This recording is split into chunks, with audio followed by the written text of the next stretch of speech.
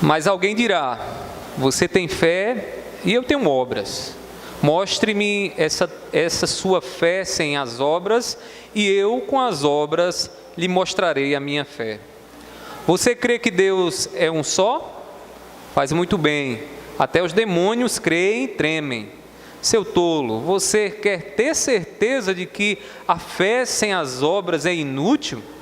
Por acaso não foi pelas obras que Abraão, nosso pai, foi justificado quando ofereceu o seu filho Isaque sobre o altar? Você percebe que a fé operava juntamente com as suas obras e que foi pelas obras que a fé se consumou? E se cumpriu a Escritura que diz: Abraão creu em Deus e isso lhe foi atribuído para a justiça, e ele foi chamado amigo de Deus. Assim vocês percebem que uma pessoa é justificada pelas obras e não somente pela fé. De igual modo, será que não foi também pelas obras que a prostituta Raabe foi justificada quando acolheu os emissários e os fez partir por outro caminho? Porque assim como o corpo sem espírito é morto, assim também a fé sem obras é morta. Que Deus aplique a sua palavra em nossos corações. A igreja pode se assentar nesse instante, em nome de Jesus. Irmãos, uma das coisas mais difíceis que nós enfrentamos na vida, sejamos cristãos, sejamos evangélicos ou não, é conciliar aquilo que a gente diz e aquilo que a gente faz. E vocês já devem ter caído em algumas dessas armadilhas que a vida nos traz. Porque dizemos às pessoas que amamos que vamos fazer, e que vamos ser, e que vamos nos comprometer, mas basta alguns dias para nós percebermos que no andar da carruagem, quando vamos vivendo, é muito difícil conciliar aquilo que a gente diz e aquilo que a gente faz. Muitos prometem, muitos nos dão a esperança de que vão ser aquilo tudo que disseram, mas irmãos, a prática, o exercício, os comportamentos, as obras, aquilo que a gente faz é muito traiçoeiro. E nessa noite nós iremos ver essa relação entre o que nós dizemos e aquilo que nós fazemos, especialmente em relação ao que nós dizemos crer, a fé que nós temos, a confiança que nós temos em Jesus e os comportamentos que nós adotamos. E iremos perceber nessa noite que se os nossos comportamentos não forem conjugados juntos com a nossa fé e vice-versa, irmãos, a nossa fé não pode ser uma fé verdadeira, viva, uma fé frutífera. Nós já começamos a falar sobre isso no último domingo e hoje iremos dar continuidade, pois esse capítulo 2 aqui de Tiago faz questão de enfatizar que a fé precisa andar junta com as obras. Irmãos, aqui Tiago, antes de nós irmos para o texto exatamente que iremos expor nessa noite, vamos entender aqui alguns detalhes que estão no contexto dessa palavra. Primeiramente, Tiago, quando escreveu esse texto, ele tinha um interesse em mente. E um dos interesses de Tiago era poder fornecer instruções para a igreja de Deus, para o povo de Deus, para que o povo entendesse que as provações e tribulações que eles estavam enfrentando nessa vida não lhes dava uma brecha para que eles viessem realizar qualquer tipo de pecado. De maneira que Tiago vai dizer à igreja do Senhor que em meio às provações eles deveriam se alegrar, e se eles não estavam se alegrando com o que estavam passando, eles pedissem a Deus sabedoria para poderem enfrentar as lutas e dificuldades que eles estavam enfrentando. A opressão que a igreja estava sofrendo, especialmente pela classe dos ricos, os ricos incrédulos que entravam na igreja e que muitas vezes eram tratados com uma certa relevância quando esses mesmos ricos levavam os cristãos pobres para serem julgados. A igreja estava vivendo sobre essa opressão, e é possível que dentro da igreja alguns estavam usando o seguinte argumento: eles estão nos oprimindo, então vamos reagir contra eles, vamos agir de forma violenta, vamos usar as nossas palavras para ferir a eles, para que eles possam sentir o gosto da nossa ira. Os cristãos, eles devem, irmãos, evidenciar as boas dádivas dos céus em suas ações, mesmo que estejam passando em duras provações. E Tiago tem o interesse de dizer isso para a igreja do Senhor, que mesmo que a igreja esteja sofrendo, oprimida, que mesmo que a igreja do Senhor esteja lá sendo zombada, escarnecida pelos homens, ela não tem da parte de Deus e de Cristo Jesus a liberdade, para exercer o pecado e fazer qualquer tipo de pecado. De maneira que Tiago vai dizer, repreender, dizendo que o que está em nós foi Deus quem implantou. O que está na igreja é a boa dádiva do céu, é a graça do Senhor que nos faz exercer e viver aquilo que vem do céu, aquilo que é bom. A fé verdadeira anda junta com obras, e sem obras, essa fé é morta. Você vai perceber nessa noite que Tiago mais uma vez vai bater na tecla. A fé sem obras é morta, não tem vida, ela está moribunda, ela não tem o vigor que Deus deseja que ela tenha em nossas vidas. Não adianta falar, não adianta conhecer, dizer que conhece a Deus, não adianta cumprir ritos religiosos, se as nossas ações não demonstram a fé que nós dizemos possuir. Irmãos, diante disso, Tiago continua instruindo a igreja nessa passagem que lemos, a testemunhar a sua salvação por meio da conjugação de fé e obras. Diante disso, nessa noite, iremos aprender que o testemunho da fé sem obras é um grande engano. A palavra de Deus, meu amigo, você que chegou aqui nessa noite, vai nos mostrar que é uma tolice e é um engano viver uma fé da boca para fora, viver uma fé de palavras e uma fé que não se externaliza e se torna visível através dos nossos comportamentos e da nossa postura. Irmãos, devemos procurar mostrar nossa fé por meio daquilo que nós fazemos. E Tiago nessa noite vai nos mostrar aqui pelo menos 3 falácias. Você sabe o que é uma falácia? Uma falácia, irmãos, é um tipo de argumento falso, mentiroso, que alguém pode alegar para dizer que tem a verdadeira fé. Falácia é quando alguém diz uma coisa e soa bonito aos ouvidos, mas quando vai para a prática, quando vai para o experimento, ela não se torna verdadeira, ela não é um fato. E Tiago aqui vai enumerar pelo menos 3 falácias que o cristão precisa estar atento para não se deixar levar por elas, não ser enganado e achar que basta apenas professar com seus lábios Cristo Jesus e ele já está salvo e ele vai para o céu. E a primeira falácia que Tiago vai nos mostrar é a seguinte: alguém pode dizer de forma muito enganosa que a fé não precisa de evidências. Em outras palavras, alguém pode dizer: olha, deixa eu viver como eu quero, porque eu tenho fé em Jesus, Jesus me salvou, Ele derramou sobre mim a sua graça, então eu não devo minha vida a ninguém, eu não devo prestar conta do que eu faço a ninguém.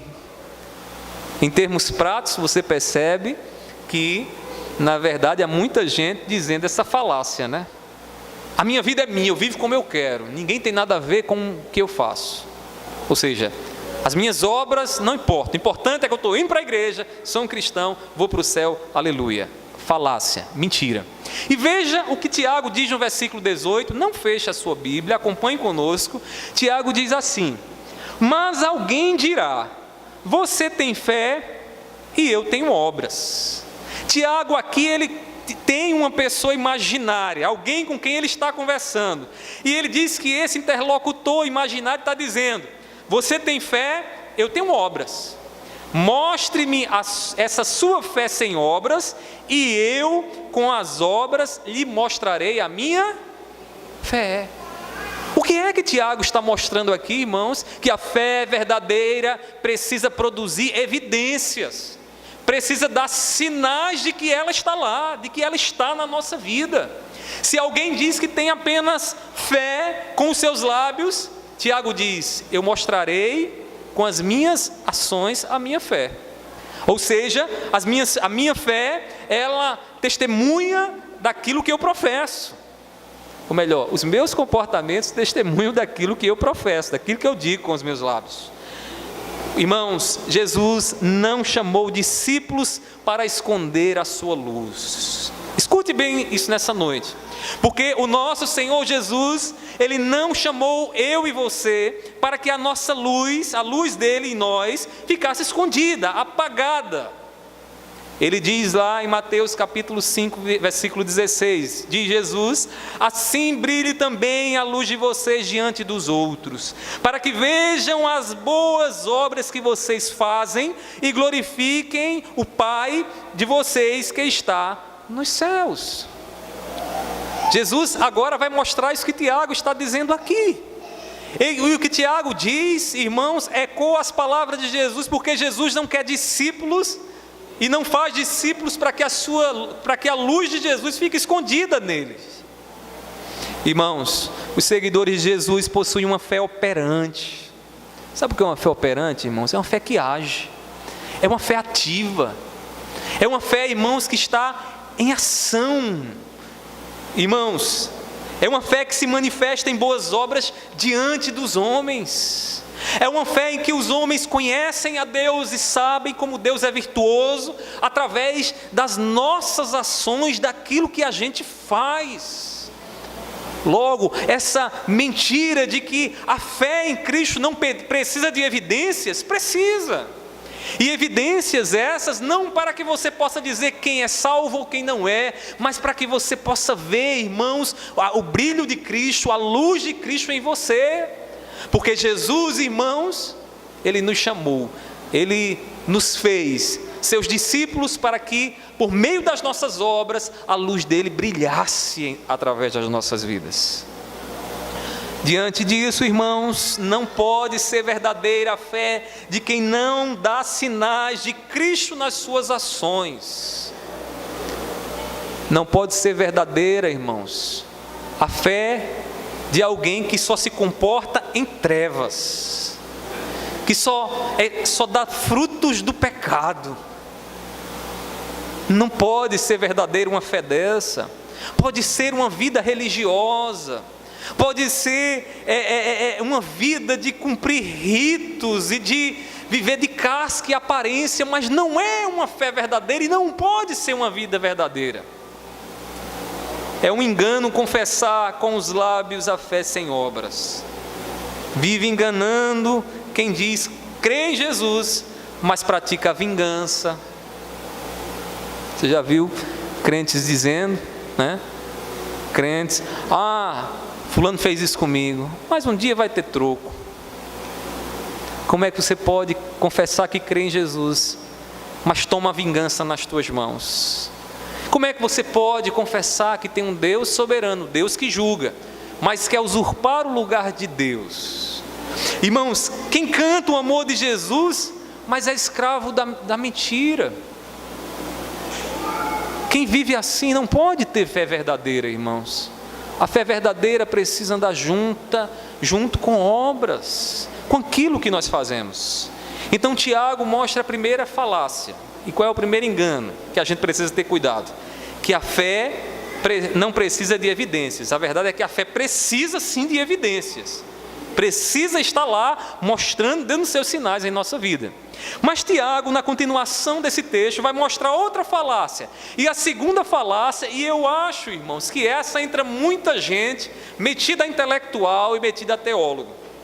Ele diz a segunda falácia da seguinte forma, né? Eu coloquei: a salvação é uma afirmação teológica. A salvação é eu afirmar algo de Deus, que eu conheço de Deus. A salvação é eu saber que Jesus é Deus, ou dizer só existe um Deus e esse é o Deus a quem nós adoramos. Mesmo que alguém professe isso e diga isso, este alguém ainda assim pode não ser um salvo, pode estar em trevas, pode estar caminhando a passos largos para o inferno. Veja o que diz o versículo 19.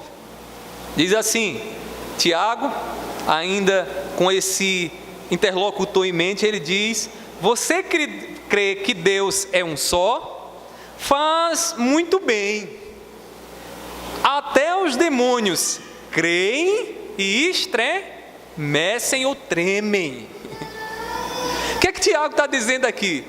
Você diz que Deus é um só. Isso aqui é uma referência ao Shema, né, dos judeus. O Shema, irmãos, é uma profissão de fé do monoteísta dos judeus, onde eles afirmam: só existe um Deus, e esse Deus é Javé. Então, Tiago está dizendo: você pode, como bom judeu, dizer só há um Deus, não há vários deuses, só há um Deus. E ele diz: isso é bom que você diga, porque é verdade. É verdade. O nosso Deus não são vários deuses, nosso Deus é um só. Mas ele diz o seguinte: mas você sabia que os demônios, eles creem, e creem, eu vou colocar aqui um adendo, creem até muito melhor do que determinadas pessoas, e até tremem diante de Deus? Mas os demônios vão para o céu? Mas os demônios vão estar com o nosso Deus, participando da glória de Deus? Não. Então é uma falácia fazer uma afirmação teológica e dizer até que conhece algo de Deus, se essa afirmação não estiver junto com obras. Irmãos, lá em Deuteronômio capítulo 6, versículo 4, diz: escute, Israel, o Senhor nosso Deus é o único Senhor. Essa afirmação é verdadeira. Essa afirmação, os filhos de Deus, eles afirmam aquilo que creem, que Deus é um só. Mas dizê-la não é suficiente. E por que não é? Primeira razão: porque os demônios sabem que Deus é o único Deus verdadeiro. Ou você pensa que demônio é ignorante? Ou você pensa que demônio não sabe quem é o nosso Deus? Sabe, irmãos. E diz mais o texto que eles creem. Tiago diz que os demônios creem. E aí você pode ver isso, sabe onde? Lá na tentação de Jesus no deserto. Satanás chega para Jesus, Mateus capítulo 4, versículo 10, e pede a Jesus: olha, se tu me prostrares e me adorares, eu te darei tudo isso. Tudo isso será teu. Sabe o que é que Jesus responde a Satanás? Veja o que diz 4:10, Mateus 4:10. Então Jesus lhe ordenou: vá embora, Satanás, porque está escrito: adore o Senhor seu Deus e preste culto somente a Ele. Satanás fez o quê? Bateu em retirada, porque é verdade. Porque ele sabe que só a Deus se deve adoração, que só a Deus deve se prestar culto. Satanás também crê em Deus. Crê em Deus. Mas você sabe por que não é suficiente apenas crer em Deus como o único Deus? Porque em segundo lugar os demônios tremem apavorados diante da autoridade de Deus. Tiago diz que eles creem e eles tremem. Jesus expulsou muitos demônios que ficavam atormentados. Quando lá em Mateus capítulo 8, versículo 29, Jesus está passando e os demônios olham para ele e dizem: filho de Deus, e pedem a ele: nos coloca nessa manada de porcos aí. E Jesus vai então e lança aqueles demônios na manada de porcos, e aqueles porcos, né, têm um fim. Irmãos, os demônios creem e tremem. Tremem. Deixa eu lhe dizer uma coisa: não adianta dizer o conhecimento que você tem, a história bíblica que você conhece muito bem, afirmações memorizadas de proposições teológicas. Você pode falar tudo isso, os demônios vão fazer coro com você. Os demônios vão dizer: nós também fazemos. Agora tem uma coisa que demônio nenhum vai fazer, e que só os filhos de Deus é quem fazem. E o que é isso, pastor? O que é que os demônios não podem fazer? Os demônios não podem realizar atos de amor para a glória de Deus. Os demônios não podem amar como eu e você, que somos igreja do Senhor, amamos, abrindo mão da nossa vida pelo bem do nosso irmão, cuidando daqueles que precisam ser cuidados, demonstrando a nossa fé com aquilo que nós fazemos. Os demônios não podem fazer isso, irmãos. Os demônios podem cantar na igreja, podem pregar na igreja, podem falar em línguas na igreja, podem fazer um bocado de coisa, irmãos. Mas o que o demônio não pode, irmãos, é amar de verdade. É imitar Jesus naquilo que Jesus fez, naquilo que Jesus faz. É por isso que Tiago começa a desfazer o engano e dizer: olha, não acredite naqueles que acham que vão para o céu porque são teólogos, porque dizem até que creem em Deus e afirmam que Deus, só existe um Deus. Não crê. Porque se as obras deles não estiverem, se as obras de Jesus não estiverem na vida dele, se Jesus não estiver com eles, de que adiantará? De nada. Irmãos, a terceira falácia que Tiago vai nos mostrar aqui, está no versículo 20, na parte A. E aí a falácia é a seguinte, que é outro engano. Diz o seguinte: a fé tem algum proveito sem obras. A fé tem algum proveito sem obras. Ou seja, basta muita gente conhecedora de Jesus, muita gente que canta, ora, toca, prega, faz tudo no mundo e acerca de Jesus, e diz acerca de Jesus, mas não tem obras. E o engano é alguém afirmar que isso tem algum proveito, que isso tem alguma utilidade.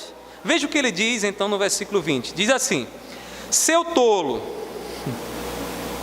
Tiago ele não está alisando a igreja não, irmãos. Seu tolo. O que é um tolo, irmãos? É alguém que não tem juízo, alguém que não sabe usar a razão. Sabe o que é alguém que não sabe usar a razão?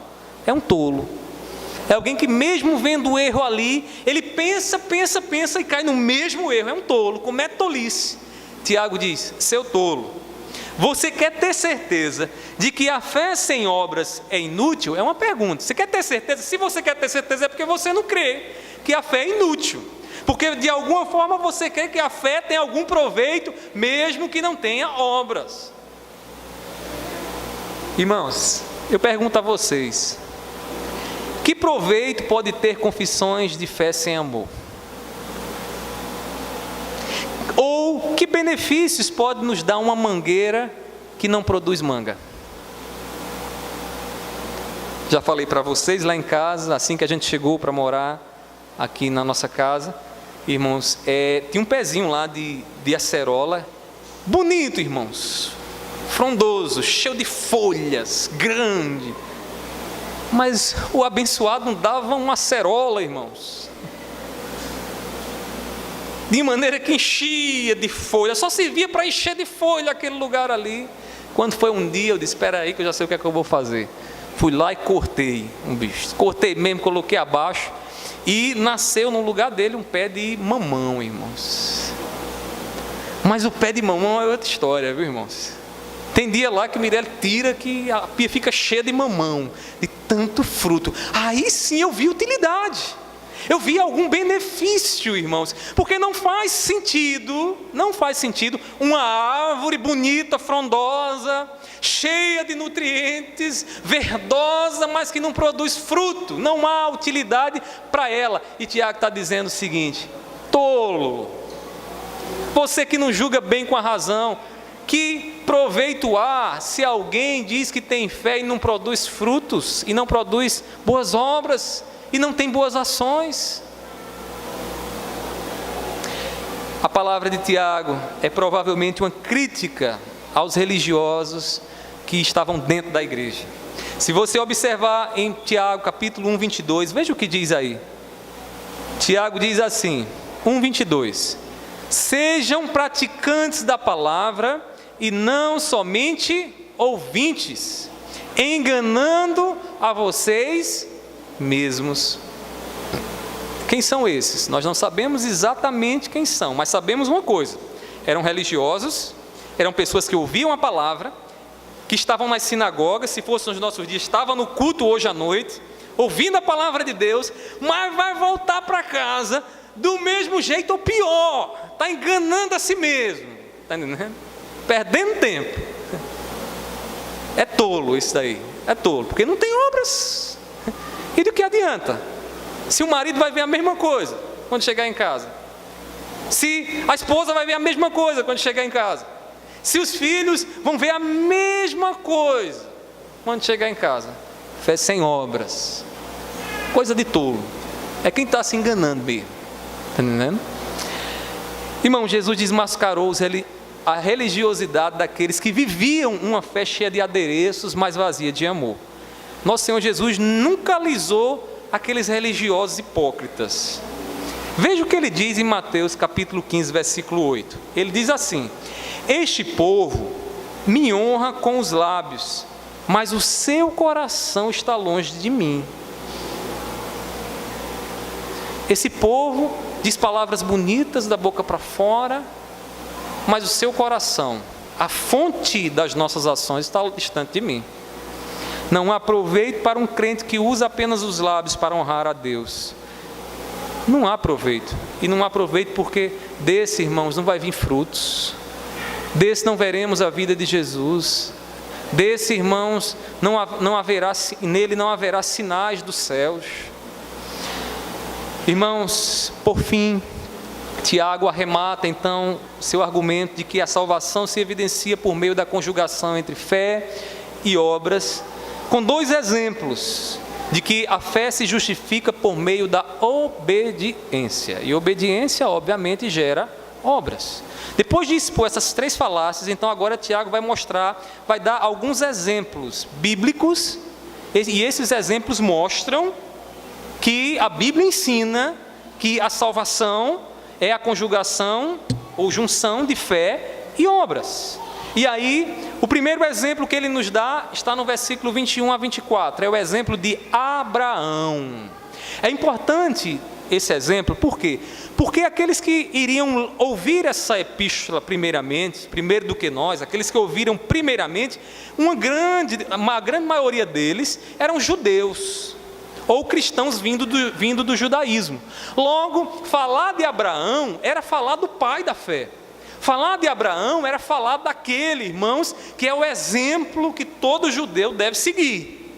Então Tiago diz assim, versículo 21, observe aí, até o 24.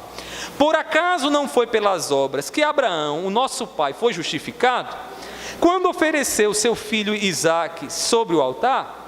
Você percebe que a fé operava juntamente com as suas obras, e que foi pelas obras que a fé se consumou, e se cumpriu a escritura que diz: Abraão creu em Deus, e isso lhe foi atribuído para a justiça, e ele foi chamado amigo de Deus. Assim vocês percebem que uma pessoa é justificada pelas obras, e não somente pela fé.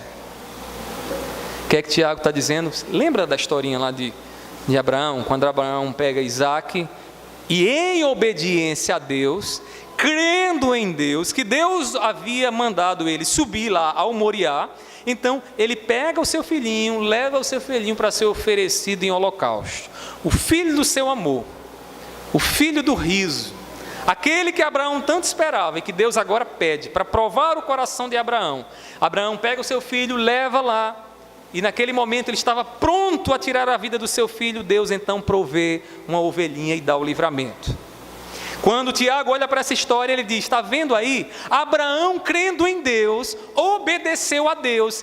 Logo, a justificação, irmãos, ela acontece por meio de fé e obras. Eu preciso crer em Deus, confiar em Deus, mas eu preciso dar sinais dessa fé em mim. E isso através da obediência. Jesus, ele nos ensinou que o critério do juízo final serão as obras. Como é que Deus vai julgar no final de todas as coisas? Por meio das obras. Aquilo que você fez, Ele vai derramar o seu juízo. Ele vai julgar por meio daquilo que a gente faz. Mateus capítulo 7, versículo 21. Jesus diz assim aos religiosos: nem todo que me diz Senhor, Senhor, o que é isso? Nem todo religioso, porque só o religioso é quem vive a falar Senhor, Senhor. Senhor, Senhor, entrará no reino dos céus. Mas aquele que faz a vontade de meu Pai, que está nos céus. Uma fé infrutífera é uma grande tolice. No final lá, vai chegar animado diante do trono de Deus, e Deus vai dizer: olha, não adianta vir com essa empolgação toda não, porque durante toda a tua vida, as tuas posturas, os teus comportamentos não condiziam com a tua fé, com aquilo que tu falavas. Tu cantavas, oravas, ia para a igreja, lia a Bíblia, mas os teus comportamentos eram os mesmos de quem é escravo do pecado, de quem vive guiado pela carne, pelo mundo, pelo diabo, e não por Deus. E para esse, irmãos, vai ser uma grande frustração. E eles vão dizer: eu pensei que iria dar certo continuar vivendo assim. E Deus vai dizer: não. Irmão, se quisermos ser descendentes espirituais de Abraão, devemos julgar em nossas vidas o conhecimento de Jesus e as nossas ações para com o próximo. Eu não sei como é que você tem agido, não sei quem são as pessoas que Deus tem colocado ao teu lado. Talvez, para lembrar você, sua família são essas pessoas que vão testemunhar do seu comportamento diante de Deus. E a tua família tem visto o teu comportamento, a tua família tem visto a tua postura. E naquele grande dia, Deus vai olhar para eles e vai dizer: que tens a dizer sobre esses? Porque a igreja do Senhor também julgará. Irmãos, naquele dia o Senhor vai olhar: que tens a dizer sobre este ou sobre este? Será que os teus filhos vão dizer: olha, minha mãe foi um exemplo de cristã, mulher que vivia a lutar contra o pecado, mulher que vivia a ensinar a palavra de Deus, não só com as palavras, mas com as atitudes dela? Será que o teu pastor vai dizer: eita, que ovelha boa, Jesus, era essa, uma ovelha obediente, ovelha mansa? O que é que o pastor vai ter a dizer? E o que é que as ovelhas vão ter que dizer do pastor? Ah, aquele pastor pregava e vivia o que pregava. Irmãos, nós seremos julgados pelas nossas obras. Alguém disse, eu acho que foi João Calvino, ele disse que nós não somos salvos pelas obras, mas as nossas obras justificam a nossa salvação. Aquilo que a gente faz diz: olha, é salvo. Irmãos, para finalizar, Tiago dá o segundo exemplo. E qual é o segundo exemplo? O exemplo da prostituta Raabe, que foi justificada pelas obras. Observe um detalhe interessante aí. Diz assim o versículo de número 25, diz assim: de igual modo, será que não foi também pelas obras que a prostituta Raabe... Observe que Tiago faz questão em dizer que era uma prostituta. Ele não diz só Raabe, ele diz era uma prostituta Raabe. Foi justificada quando acolheu os emissários e os fez partir por outro caminho. Só lembrando os irmãos, quem era Raabe? Raabe era uma prostituta que morava, irmãos, ali em Jericó. Quando o povo de Deus vai então a rodear a cidade, manda os emissários e ver como é essa cidade. E aí os habitantes daquela cidade descobrem que há ali emissários do povo de Deus, manda matar esses emissários. Quando Raabe descobre isso, o que é que Raabe faz? Pega esses emissários e esconde na sua casa. E esconde por quê? Porque ela primeiro confiou que o Deus de Israel é o Deus verdadeiro. Mas como foi que ela deu prova de que o Deus de Israel era o Deus verdadeiro? Tomando a atitude de esconder os emissários em sua casa. Em dizer: é verdade que o Deus de Israel vai colocar abaixo Jericó, então se escondam aqui que esse Deus é Deus verdadeiro. E ela assim dá o exemplo, irmão, de que fé e obras andam juntas. Tiago ele tem um interesse em mostrar aqui que Raabe era uma prostituta. E por que Tiago faz esse contraste? Porque ele faz um contraste aqui entre Abraão, o pai da fé, um homem de Deus, e agora uma prostituta, Raabe. Por que uma prostituta, irmãos? Ela era uma prostituta e vivia lá em Jericó. E esse texto nos mostra que, independente da promiscuidade de outrora, Raabe creu e obedeceu à vontade de Deus e foi salva. Às vezes a gente acha difícil, que algumas pessoas possam, de fato, entregar o coração a Jesus, se render ao Evangelho e ter a sua vida transformada. Olhamos para algumas pessoas que viviam lá, às vezes nas drogas, na prostituição, viviam lá fazer coisas terríveis, e a gente diz: não tem mais jeito, não tem como essas pessoas se consertar. E mesmo que venha para uma igreja, e mesmo que faça parte da igreja do Senhor, da comunidade de Deus, o corpo de Cristo, essa pessoa não vai mudar. Tem gente que pensa assim, né?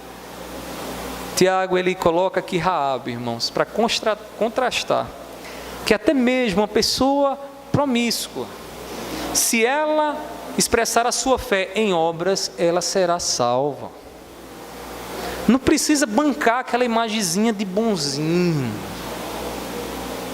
porque o que Deus quer, irmãos, é o coração que se evidencia em obras, um coração transformado, que pode ser visto por aquilo que nós fazemos, e Raabe é um exemplo disso, uma mulher que tinha uma vida, irmãos, de prostituição, mas que expressou a sua fé, e recebeu de Deus a salvação. O Evangelho de Cristo, irmãos, não é para sãos, o Evangelho de Cristo é para doentes, o Evangelho de Cristo é para aqueles que sabem que o seu coração é inclinado ao mal, que estão todos os dias lutando contra isso. Jesus diz lá em Marcos capítulo 2, versículo 17, que são, irmãos, os doentes que precisam do Evangelho e não os justos. Sabe o que quer dizer isso, irmãos? Que quem precisa ouvir o Evangelho de Cristo Jesus e vai beber do Evangelho, irmãos, e vai se alimentar do Evangelho, é aquele que conhece, que sabe no seu coração a inclinação do pecado que paira dentro dele, e que sabe que a graça de Deus revelada em Cristo Jesus é o favor de Deus que perdoa os seus pecados, é o favor de Deus que nos põe quites diante da lei de Deus, que não deixa mais o nosso coração ficar atemorizado com o que está por vir, porque o amor de Deus lança fora todo medo. O Evangelho tira, irmão, de nós o medo da condenação, como tirou de Abraão e tirou de Raabe. Concluindo aqui as minhas palavras, um corpo sem espírito está morto, e Tiago termina dizendo isso, repetindo, que a fé sem obras está morta. Um corpo sem espírito está morto. Alguém que diz ter uma fé destituída de obras é um morto espiritual. E eu pergunto a você nessa noite, qual o estado de sua vida espiritual?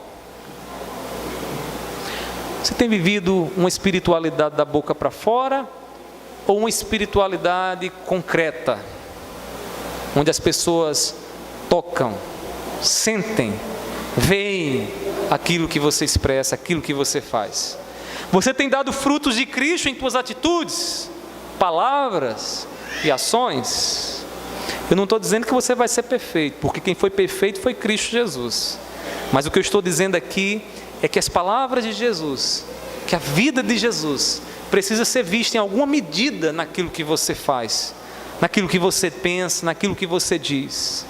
Jesus, ele veio ao mundo para nos dar a salvação e vida, por meio de sua vida em nós. A nossa fé é então justificada, e podemos então dizer que somos salvos, porque a nossa fé não são só palavras, são ações que testificam o amor de Deus derramado sobre nossas vidas.